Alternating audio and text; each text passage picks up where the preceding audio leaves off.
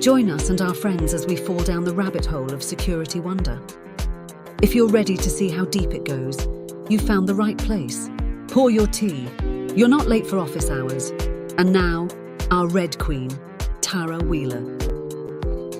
Hello, everyone. It is lovely to see you back here again with us this week for this edition of Cybersecurity Office Hours, where we talk about managed service providers, small businesses, and the wide world of cybersecurity and how it is just trying to get all y'all in trouble constantly.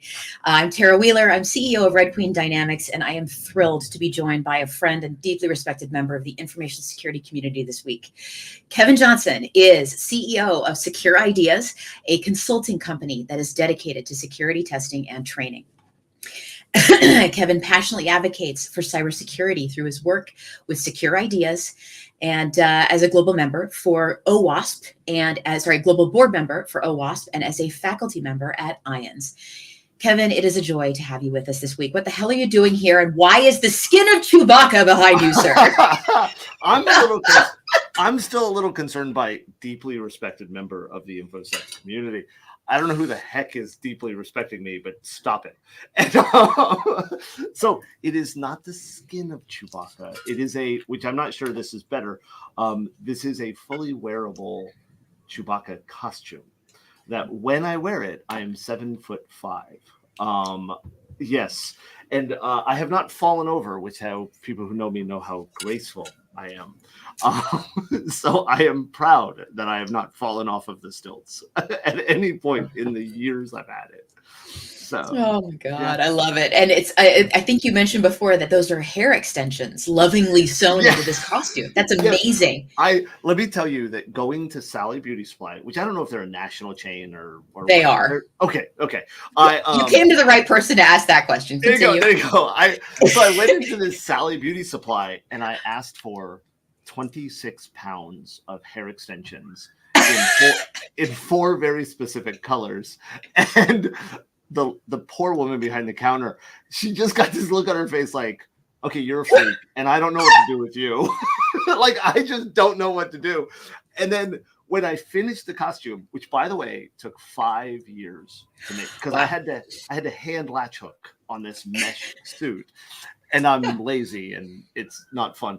And after you're done, it's just this big puff, right? Like, it's just hair everywhere. So I had to get it trimmed. And here was my idea. This was the idea, and I got talked out of it.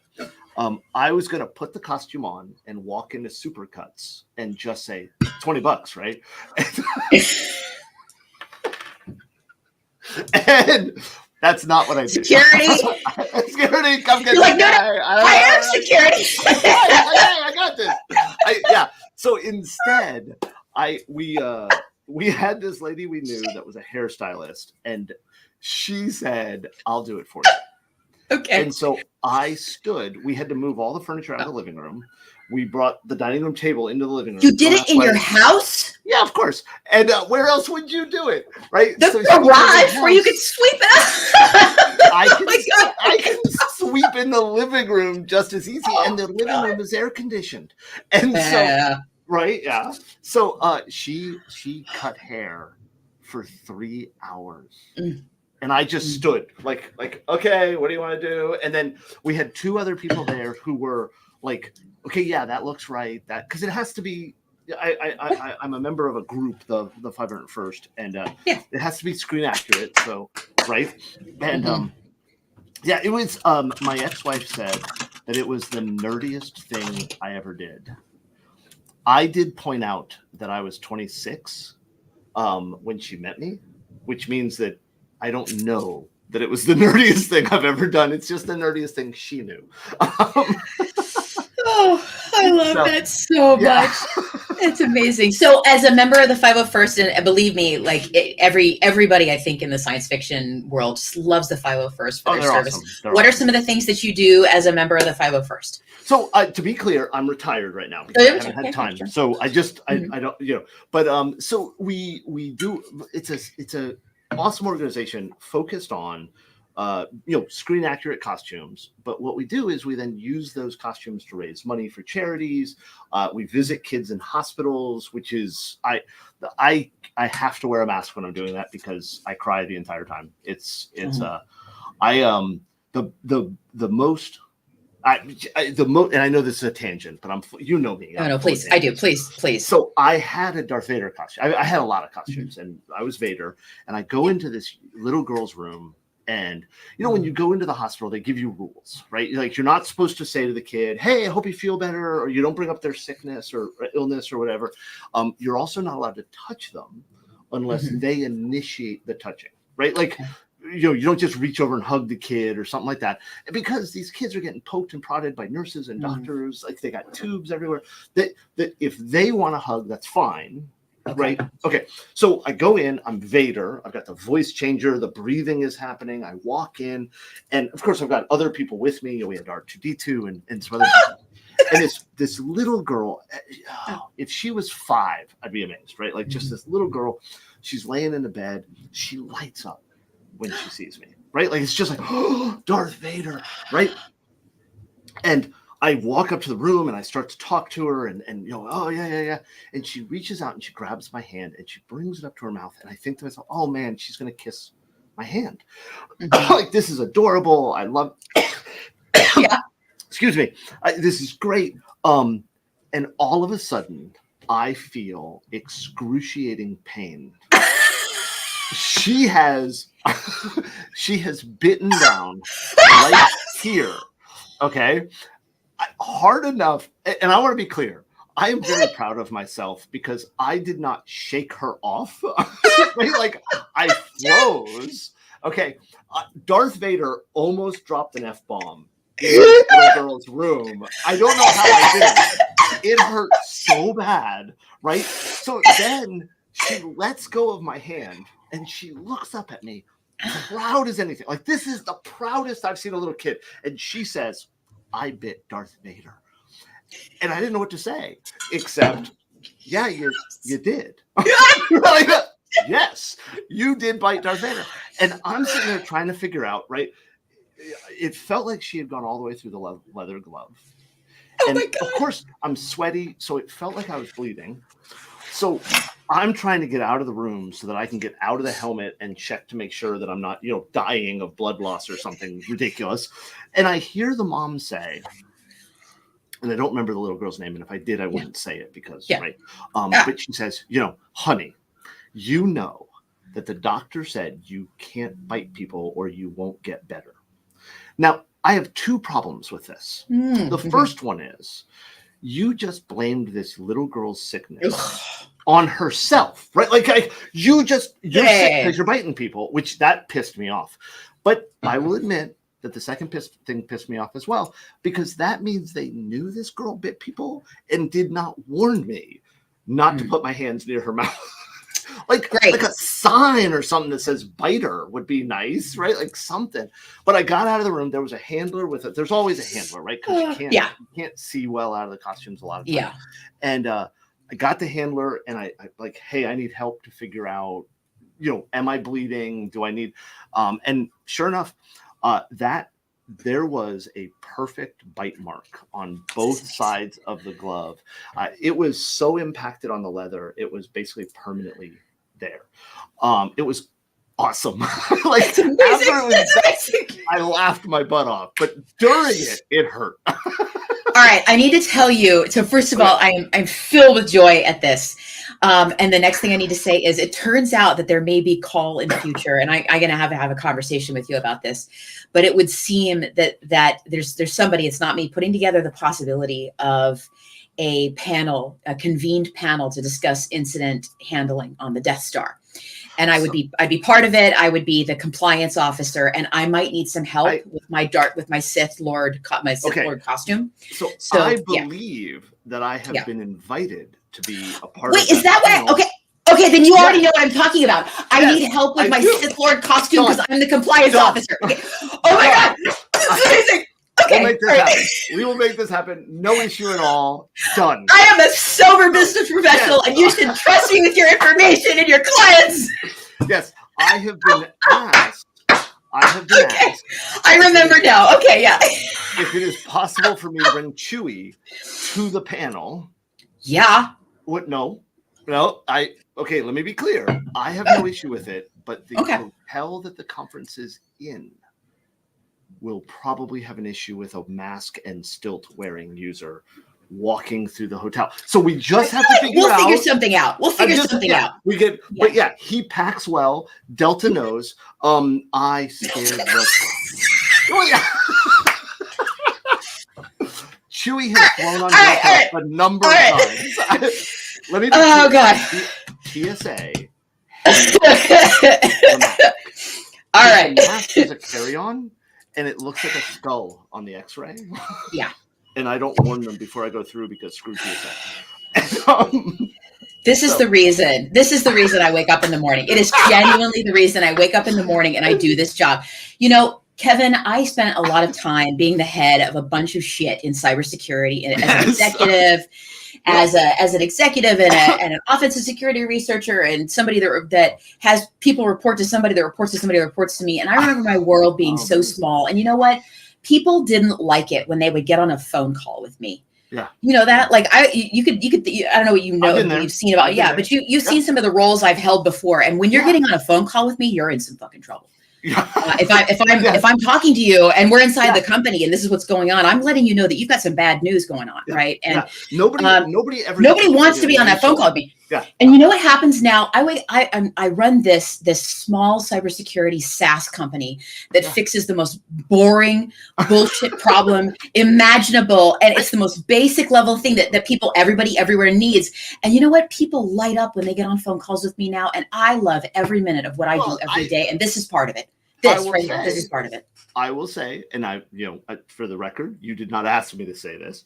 Right before we joined, you showed me the product, and I thought, holy shit, I need this. Like it was, yes, I want that. Thank you. This solves a huge. So, marketing aside, yes. Thank you. I find the same thing. I came from large corporate America doing. Yeah. Now I was more admin developer, right? Right. And God, I love being part of a smaller organization, which I've now done. We're 14 years old in August. Nice work. I feel old, and but yeah, I like working with my clients. They like me, right? We deal with people day in and day out that even though what we do often is bad, right? Like I joke and tell people that my job is to come in and tell you your baby's ugly, and every baby is ugly, right? They don't have kneecaps and their head is not completely formed and they're squishy humans. And I'll draw the rest of the baby. Yeah. Right. Yeah. I like kids, but they take about 6 months before they look human. And so my job is to tell you your baby's ugly. And people still like talking to us, I guess. I don't know. You're laughing because you know I'm right. We lie to new parents. They show the baby and they're like, "Oh, isn't the baby adorable?" And we can't say, "Oh my God, it's deformed." Like, "Oh, did you squish its head on purpose?" I don't understand. The first words out of my mouth that I always have to chew back are, "What happened?" Yes.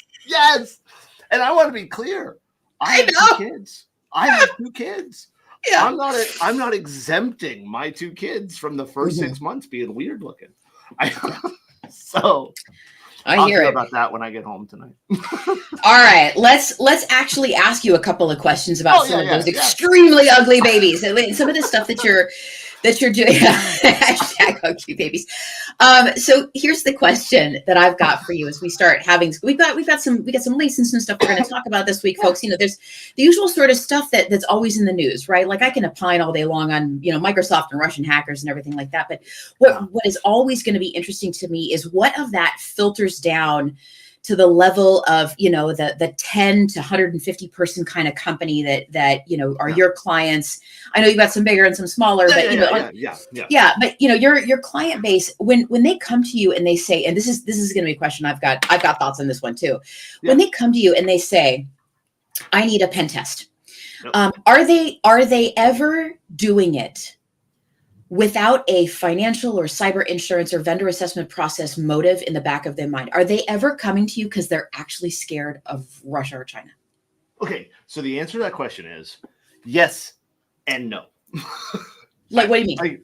Yeah, so we have a number of customers that they come to us because they want to be better, they want to be more secure, right? And it's not directly driven by compliance and stuff like that. But the reality is, even for the customers who are, you know what, Kevin, I've got this app or this network and I know it's bad and I want to know where my priority should be, like that, even those people, there is the aspect of compliance and financial motive driving them. And I've said this for years. I nobody is pen tested to being secure, right? Pen testing helps them in the process of becoming secure, right? And the other thing is, nobody makes money by being secure, right? So the only reason to do a pen test for most organizations is somebody told them they had to. Right? Whether that somebody told them had to is a VC who wants to invest in them, or whether it's a customer that wants to hire them. Somebody has said to them, if you don't do this, this money is not going to happen. And bluntly, and I don't mean that to insult them, right? But that is the way it has to be right now, because there's no other reason to do this. And I hate to say it like that, because I can imagine somebody walking away and going, Kevin does pen testing. He says it's useless unless you get money. And that's not what I'm saying.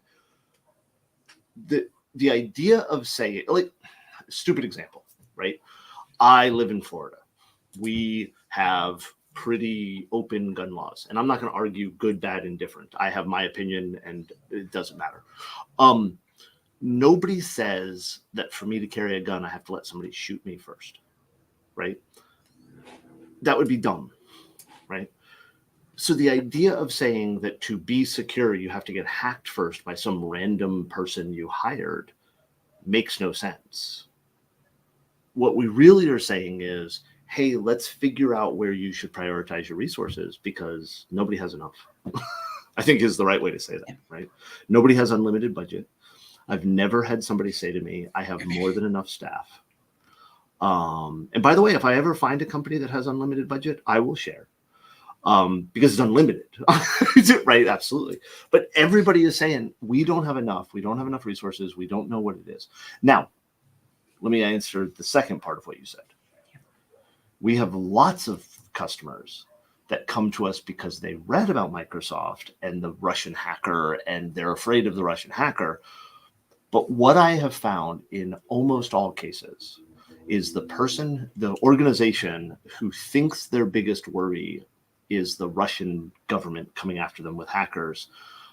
They're usually running Windows 95 still, and they're not doing the basics, right? Now, I said almost all. There are absolutely companies that is their biggest worry based on a variety of reasons. But the majority of people out there that are worried about nation state attacks or advanced persistent threats or whatever random marketing thing you want to talk about, they're worried about it because they don't really understand what the threat is. Absolutely. It's not, I think there's that, you've completely hit the nail on the head on that one. I think that there are people who may hear the news and they may hear that concern, but the only thing that has motivated people, find new ways to motivate them. The only thing that has motivated people to actually eat a check is you're going to lose your cyber insurance. You're going to fail a vendor assessment process, or you're going to lose a current revenue partner based on their now updated compliance requirements. I have never seen one of those three things without those three things. I've never seen anybody spend a dime. Yeah. There's the fourth one I would add is there's a regulatory or a contractual requirement to do it that has financial penalties. Right. That's what I mean by a current revenue partner updating compliance requirements. Exactly. It's in that class of, if you don't do this, you're going to lose money. Yep. And that's it.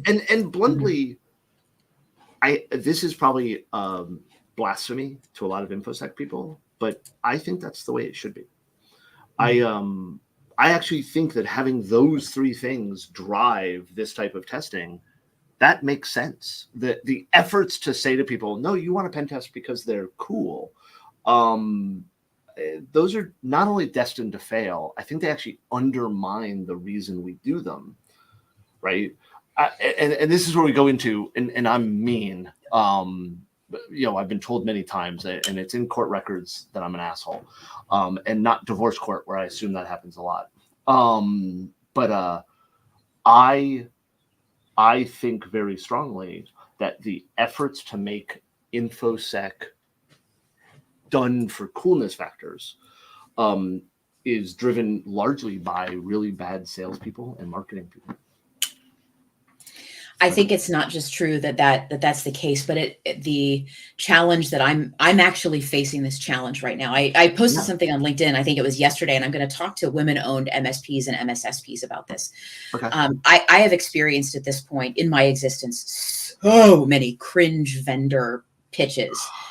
At this point, and I'm sitting here thinking to myself, I am a vendor. I'm a security vendor at this point. So how do I do this differently? What do I do differently? And I'm going to be honest. I'm sitting here and watching, some people and some products that they're not really competitors to what we do because they don't do the last mile problem, which is the actual stuff you got to do for attestation. It's a pain in the ass problem, right? It's boring. It's not super sexy next gen AI military grade enabled, whatever, it's not all those things.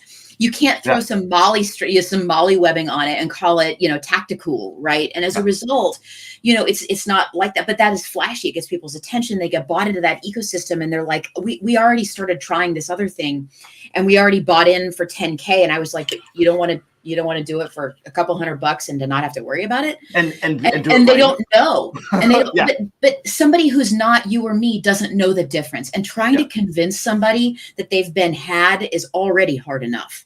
Do you want some unsolicited advice? I absolutely want it. I'm so scared to put myself out there and seem that cringe that I'm not doing a good enough job marketing. I'm honest. I'm straight up. I got to go talk to some people about it and find out what to do differently. And let's be clear. I suck at marketing.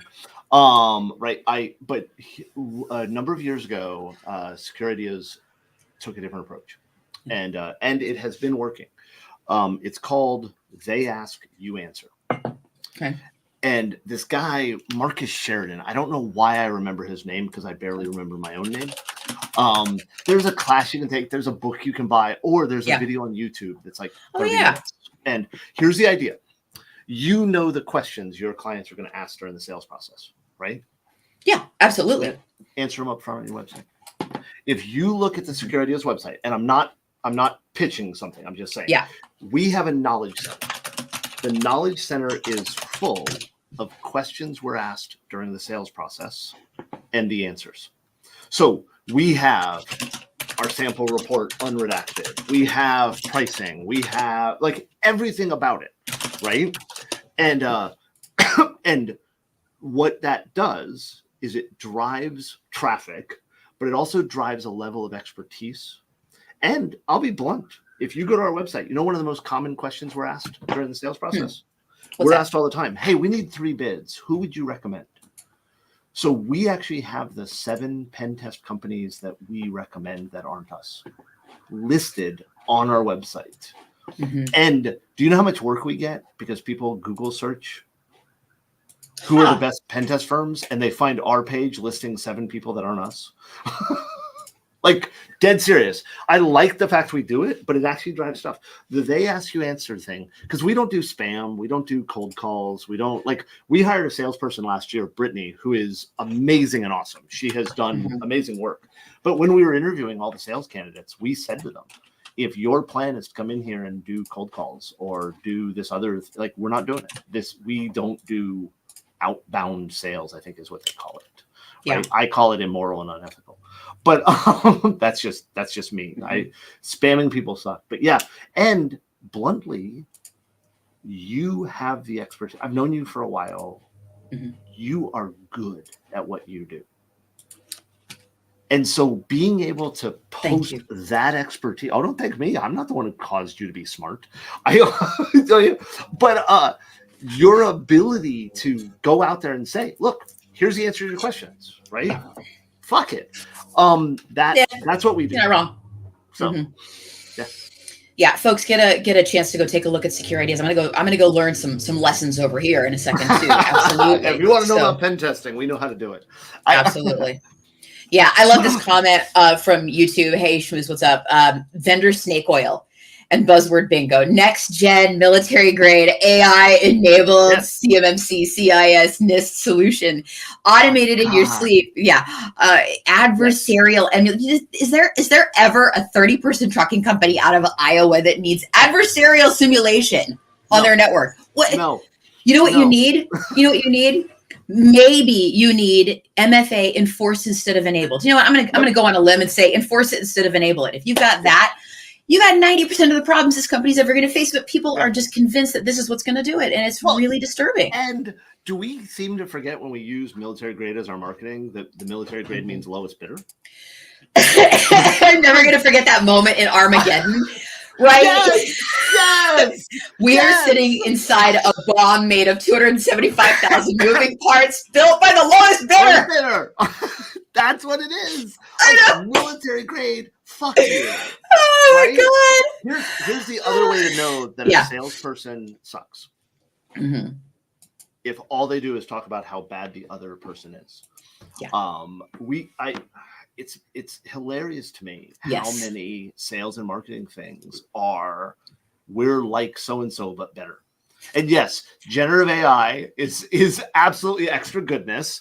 Now, Hey, Ladrina. Do you know the difference between AI and machine learning? Well, I mean, I actually do, but that's for very different reasons. Yeah, mine's a joke answer. Okay. You can give the joke answer. Go ahead. Yeah. So machine learning is written in Python, and AI AI is written in PowerPoint.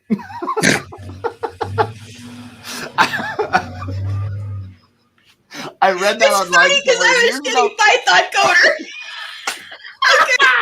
Yes, it is. That's the difference. Oh my God. Generative AI. So yeah, exactly. Ladrina Churn, fabulous human being, SANS instructor in firmware and IoT. So Ladrina, thank you for the exactly total extra goodness. I absolutely love that.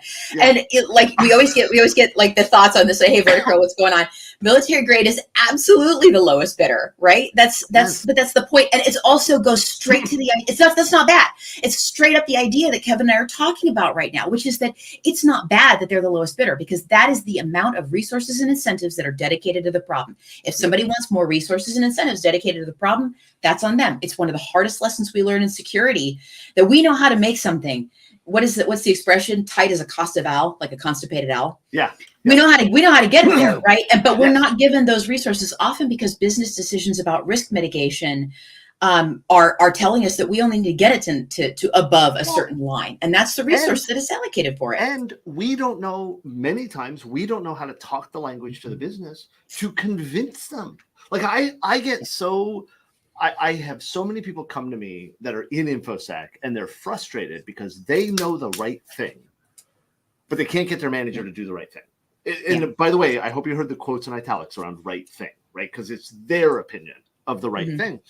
And the example I always give is, how many times have you heard an InfoSec person say, we have to do this because if we don't, we'll have reputational harm, right? Yeah. And I always joke and say reputational harm is the lazy answer. I'm not saying it's wrong. I'm saying it's the lazy answer. And I can prove it because every public company that has been compromised, that had a breach notification, their stock price is higher after the breach than it was before the breach. There's a little bit of a dip, and then it goes back up. So the minute you talk about if your only reason to do something is reputational harm, then the reality is I'd rather get hacked because my reputation will go up. I'll get more money, more worth, more value. And I was telling this in a class once. I was teaching, I want to say it was in Detroit. I don't know why that matters, but in my head it does. And I'm teaching this class, and I said that about reputational harm being the lazy answer. And this guy in class said to me, no, that's not true, Kevin. I'm like, what do you mean? He goes, my company has done lots and lots of research on this. And our most important value is our reputation. And if we get hacked, we'll have reputational harm. And I said, really? I'll tell you right now, I disagree with you, but I'd love to hear why. Who do you work for? And he said, I work for Comcast. And I will admit it, I busted out laughing. And I laughed because I said, Comcast's Yeah. reputation can't get worse. I'm a Comcast customer, and I'd like them to get hacked because the hackers would run the network better. I actually for a second I didn't laugh because I wasn't sure if the guy in this story was joking. No, exactly. I busted Was he out because I serious? thought he was dead serious. No, I'm not saying Comcast says that. This dude that said he was Yeah, I was Right. trying to process that. I was like, am I understanding what's happening right now? Yes. A very common experience for me, but sure. But Yeah. the reputation. Okay.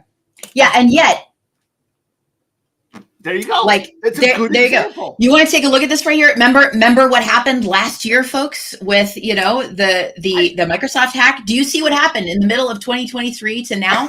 Not seeing a lot of harm right there. I'm going to be honest with you, And right? So not only did they get breached, not only was it announced, but what did you read the report from? Was it CISA? It's the CSRB, and brother, did I ever read it? Do I have comments on it? All kind of thought, yeah. Yes. Yeah. And that didn't lower their stock price. No, it did not. It did not. Government And yeah, coming out saying you did nothing right. And I'm not saying I agree with that because I don't know that I agree with it. I didn't work the case, right? But I will say that if the government of any country came out and said, Kevin sucks so bad at security, we're calling them out publicly. Yeah. I would hope my reputation went down. And so this is what I have to go to my customers, and you say to your customers, and we start talking to these MSPs and small businesses and they say, why should I do more security? And my answer to it's got to be the same answer that you are giving right now, which is that you should do the security that you're required to do, that will cause you to lose money if you don't do it. And we're trying everywhere to change those incentives. Yeah. And there are costs, and I can give you additional risk. But honestly, if this is the example in front of them, why should how they? would I? Yeah. What we always tell people is very similar, very similar. Yeah. We want you to do what you need to do, but we would like you to think about what you're going to need to do in 6 months. Yeah. And the reason we want our customers to do that is we want them to be prepared. Because let's be blunt, Secure Ideas is not super expensive, but we're also not cheap, right? Paying us for a pen test is a budget item that most people don't like, right? And so we want them to be prepared so that when they're done with their test with us and they've gotten all that information and we've helped them and whatever, right? We want them to be prepared because most of them are only going to hire a company like us once or twice a year. Right. So we go a little bit beyond because of that aspect. We're not we have continuous testing and stuff like that. But for our small customers, our small to medium sized businesses, I'll sell them continuous testing if they insist, but they're not prepared for it anyways. So it's money they don't need to spend. And so we try to get them to where when we come back in 6 months or 9 months or whatever, they're still good. Like we're not surprising them with a ton of shit. Well, it's been 9 months. Of course it's changed. No, we tried to do that. That's the only difference. But that's because of the nature of what we do, right? For an organization like you where they're working with you on a continuous basis, absolutely. Right. Here's the bar. Let's get over that bar. Exactly. Right. Like we're the QuickBooks of SMB compliance, right? Like you don't call Quicken for help with your taxes. You call your accountant who uses, the software for it. And at the same time, like a lot of the value in that is that continuous picture. But with a pen test, what you're doing often is getting a snapshot of an organization in time. And, I've talked to a lot of hackers who kind of left offensive security after a certain point when they realized they could just literally log back into the same boxes they'd hit the previous year. Yes. That the agent is still on the desktop. It's still right exactly where it was sitting. Right. Yeah. We regularly. Now, I'm happy to say that we have fewer customers in this boat today in 2024. But back 14 years ago when we started, the sheer number of times that we would do a test and then a year later come back and we would say to them, okay, let's get set up to do this. And they'd be like, oh, yeah, cool. And every one of the accounts we created would still be there. The systems would be the same systems. Like we've had customers where we've said to them, we can literally change the date on your report and it's still valid, right? The only difference is there's newer things you're missing, right? Like I can write the same exact report. You suck. And that now I will say, and I'd like to believe it's because I'm a genius and I'm convincing people to change. But the reality is it's because there's more awareness of the problem. We are seeing more and more of our customers doing better year after year. Part of that is vendors are providing more secure or better defaults when they roll them out. But I think that, I hate to say it, but I think that the sheer amount of attention to breaches have caused people to start really understanding the cost, right? The insurance requirements, the compliance requirements. I remember when I got started, and I've been in IT for 30 plus years because I'm old, right? And I remember. Yeah, absolutely. I agree. Continue. Yeah. Yeah. Thank you for agreeing. I'm old. And when I got started, the idea of patching a server was foreign to people. Like, why would we apply patches? The server runs. Like, don't fuck with that. Yeah. Right. And now I don't have to convince somebody to patch. Normally there are examples, right? I don't have to convince somebody to enable MFA or something. But now the question is, okay, where do I focus? So we are seeing benefits, but we're a long way. I mean, I reviewed a report from one of my consultants this morning about there's a series of Windows 7 boxes on a customer's network. And when we talk to them, they're like, yeah, but they run. Like, yeah, they do. But yeah. Yeah. You know where they're running to? Yeah. Yeah, I remember that. And Jake Williams was on a couple weeks ago too. And I remember when WannaCry happened, I was at a SANS event, and it was May 12th, 2017. And we were all in Orlando. And I remember being on a phone call, and like, nobody consult my work history or anything like that, but I was on a call most of that day trying to convince people that most of the Windows 7 boxes had been patched or upgraded at that point, but trying to convince people. And a lot of what I do, a lot of my particular gift is that I tend to be able to come up with a good analogy or a way to connect people who are non-technical with people who are technical and make them understand each other. That tends to be my particular thing. So I get dragged into these conversations and I'm like, all right, omelets, baseball, the Olympics. What are we going with today, people? Right? You know, I don't know what the analogy of the day is going to be, du jour is going to be, but we're going to figure out. And if I'm still sitting there in the middle of WannaCry, struggling with trying to get an information security company to patch Windows 7 boxes, to upgrade it, and 7 years after that incident, almost at this wait, oh my God, it's almost 7 years. Yeah, let's not point that out. And almost 7 years after that incident, we're still seeing 11 to 18%. I think Jake and I have estimated this a little bit. 11 to 18% of the boxes that were vulnerable to WannaCry in 2017 still are. Yep. Yeah. We've actually worked with companies where they were patched by the attacker. Oh, yeah. Like, I know of companies, I will not name them, I'd like to, but I know of companies that they found that they were compromised because they found machines that were better secured than their own. And it was like, wait, who patched those machines? Oh, it was a guy from Germany. And this is a problem. This is the number of times that we're doing a pen test and we come across, a Chinese language login page. And it's like, oh, that's odd because you don't do business in China, nor do you support Chinese. What are these pages? Oh, you're compromised. Ta-da! And the pen test stops at that point, right? Like we have to. We stop. They move into IR mode. We don't do IR. We refer them over to somebody, or they have a partner already. And I think one of the main reasons, I honestly do, I'll go back to it. I said it in passing already, but I think one of the main reasons is we suck at communicating, right? You called it when you said that you have a gift for bringing technical and non-technical and coming up with an analogy and bringing them together.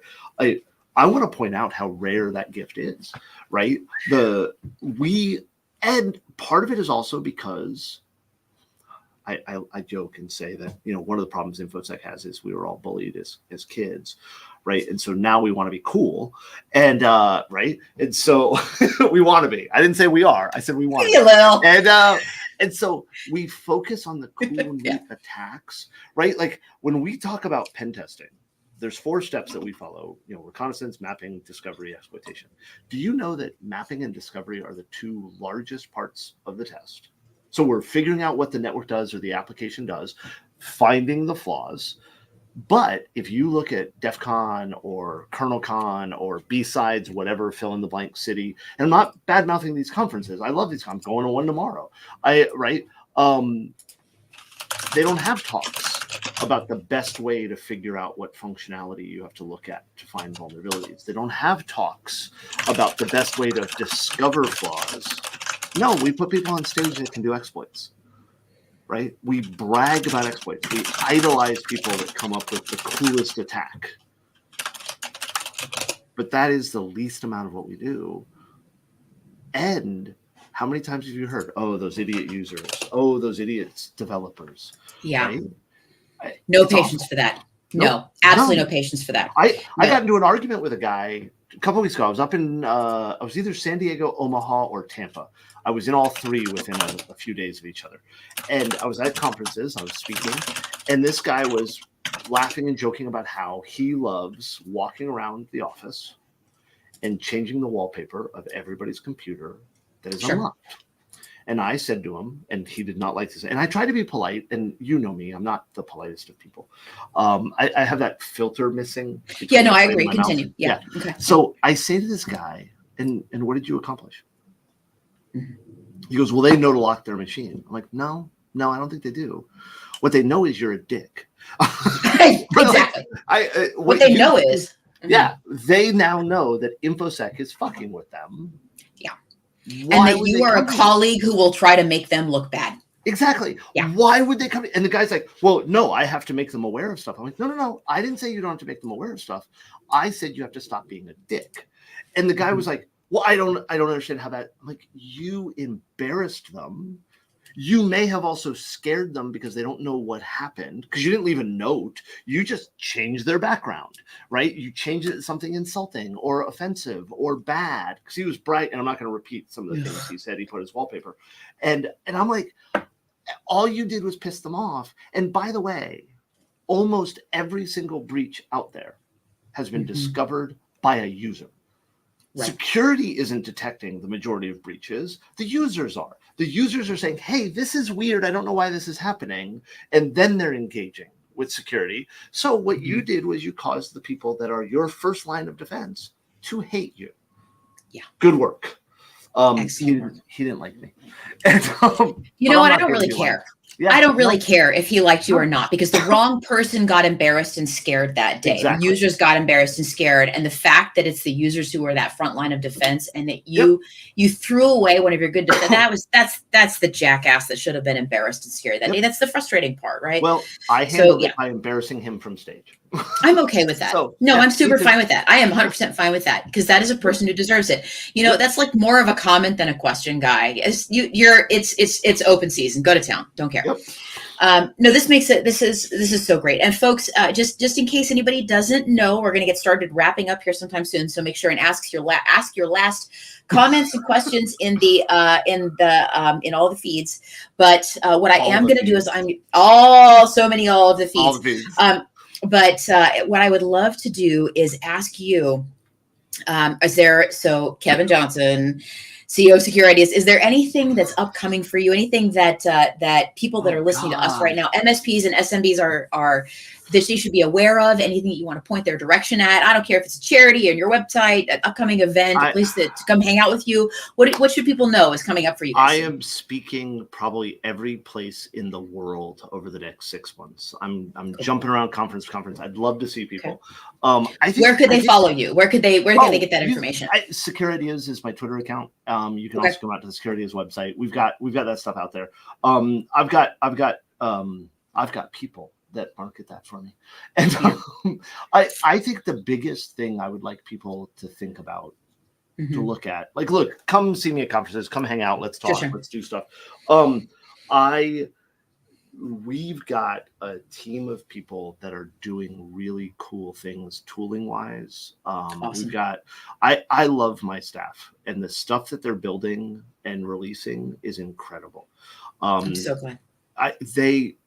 Every single one of them is worth. What are they building? What are you excited about? Corey is building a whole collection of tools to secure containers and stuff like that. Jennifer is going out and educating people and teaching people stuff.